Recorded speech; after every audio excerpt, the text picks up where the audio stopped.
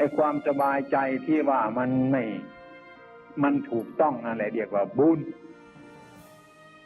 คนเราถ้าไม่รู้จักบุญก็ไม่เห็นบุญทำบุญก็ไม่เห็นบุญการรู้สึกนึกคิดที่ถูกต้องนั่นเองมันมีความสุขความสงบจากเหตุการณ์ต่างๆท่านเรียกว่าบุญความวุ่นวายต่างๆที่มันไม่สงบนั่นท่านเรียกว่าบาป So punya or merit is one of the most important features of Theravada Buddhism, and making merit is one of the most important activities, particularly for lay Buddhists.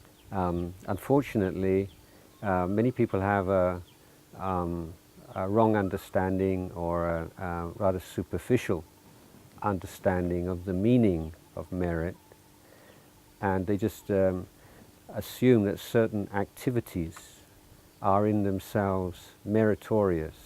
So if you do this, then it's merit. But the Buddha made it clear that merit is made or is created through the mental state of the person involved, not the activity itself.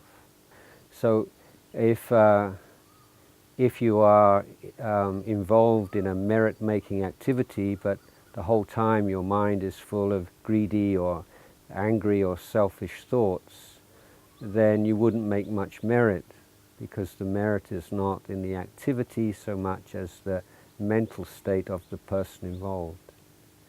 But even the activity itself may not necessarily be a meritorious activity. For instance, sometimes animals are killed to make food for in a big merit-making ceremony. So in that case, actually bad karma would be made in the name of good karma. So people can be doing things that are actually quite unskillful and not very good things at all, but because everybody believes it to be merit, then they all get involved and think they're doing a good thing and feel happy about it. Which is why the Buddha said it's so important to have a right understanding and to understand the law of karma well, so that when you want to make merit, then you are truly making merit, not fooling yourself and doing the opposite. So the meaning of merit is that when you act or you speak or you think in ways which which are free from defilement or are reducing the amount of defilement in your mind. So if you make a donation to a monastery or to a charity, then is that necessarily making merit? Well, yes, if you are if you are donating money that you've made honestly, it's your money, and you're giving some away in order to benefit the monastic order or to benefit a charitable foundation, then that's something worthy of praise for sure.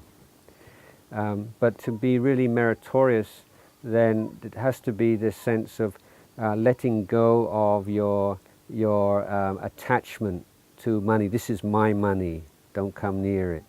And that stinginess and possessiveness around money, because that's a very unhealthy kind of attitude to have. Giving is a way of reducing the amount of selfishness and attachment to material things.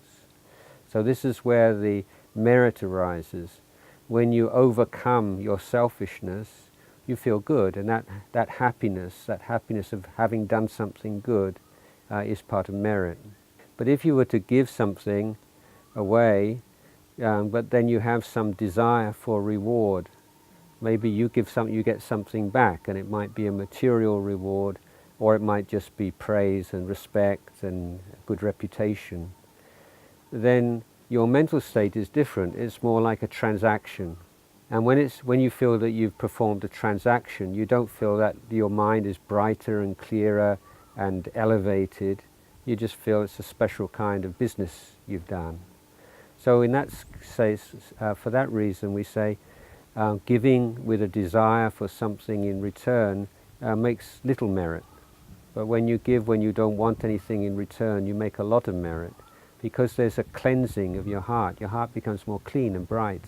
So this is how you know when you make merit. This is like clean and bright feeling from having done something good. But it's so important that you understand that certain actions, even though they may be praised or accepted in a society, maybe are not meritorious acts, even though you feel happy about it. Killing animals, or sometimes people offer things to monks which are not appropriate for monks. Offering cigarettes to monks, or a television to monks, or something like this. So you make a big donation. You're giving something of yours away from someone else. So that's very good, but you haven't been wise in your choice of gift, and so the merit is not going to be so great, because the good effects of your actions will be limited, because you're giving things that are not good to give, or you give drugs to a drug addict, or alcohol to an alcoholic, or something like that. It's just not a wise thing to do. So this is an important point that Luang Por Chah made, and the Buddha himself made, that any goodness always has to be governed by and supported by wisdom, to make sure that goodness is most effective and leads to true benefit.